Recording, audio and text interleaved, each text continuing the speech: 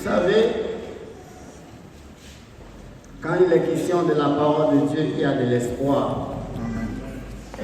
Parce que Jésus est venu nous donner la parole de son Père pour nous donner de l'espoir, pour nous donner la santé, la délivrance, la réponse à tous nos maux, parce qu'il est écrit, il envoya sa parole et les guérit.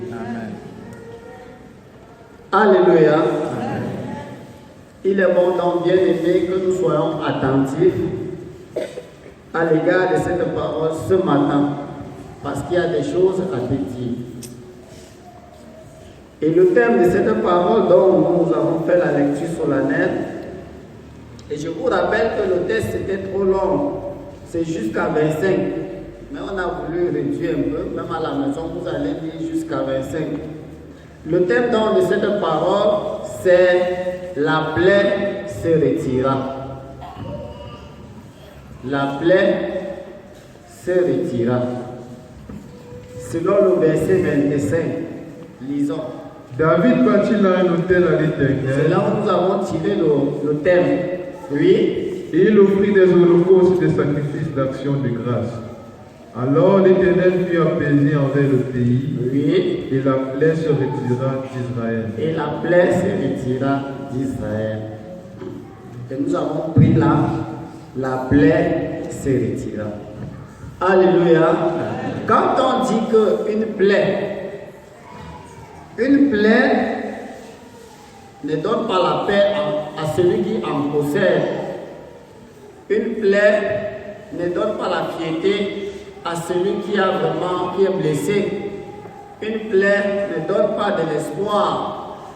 Plutôt, ça annonce des choses dures. Généralement, quand quelqu'un a une plaie, s'il ne prend pas précaution, cette plaie peut même lui donner la mort. Cette plaie peut lui donner beaucoup de choses, beaucoup de difficultés. Une plaie seulement peut t'empêcher d'aller au travail et ça peut faire souffrir toute une famille. Une plaie peut t'amener à être traumatisé, ta famille traumatisée et ça peut même traumatiser toute une société, même un pays. La plaie. La plaie ici, ce n'est pas un sujet de piété dans la vie de l'homme. La plaie ici, c'est un sujet de douleur, d'angoisse. Et même, ça annonce même des signes de désespoir. Ça annonce beaucoup de choses. Quand on comprend ici la plaie, il faut que nous comprenions bien l'ampleur de ce dont on parle ici au sujet de la plaie. La plaie ici, c'est dans un sens double. Vous savez, en Israël, quand quelqu'un était lépreux, on voyait en lui une plaie. Et on examinait de quelle plaie il s'agit-elle. Est-ce que c'est la plaie de la lèpre? Cette plaie a quelle couleur? Cette plaie est comment? On voit si ça s'agrandit, si ça c'est plus blanche, si c'est rouge, on essaie de voir. On appelait ça la plaie de la lèpre. Alléluia.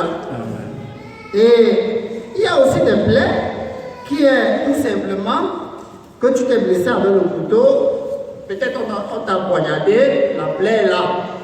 Ça peut être moins profond, comme ça peut être profond. Et chacun connaît, au moins sur le plan humain, ce que c'est qu'une plaie.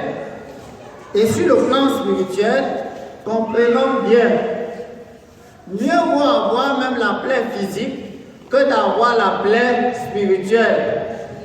Vous savez, sur le plan spirituel, c'est également cela. Il y a des blessures qui tuent et des blessures qu'on peut guérir, des blessures qu'on ne pourra jamais guérir sur le plan spirituel. Et je voudrais vous amener dans tous ces plans-là pour que chacun de nous ce matin puisse voir si dans ta vie il n'y a pas la plaie. Si dans ta vie, ta plaie que tu avais s'est retirée parce que l'Éternel a retiré ta plaie.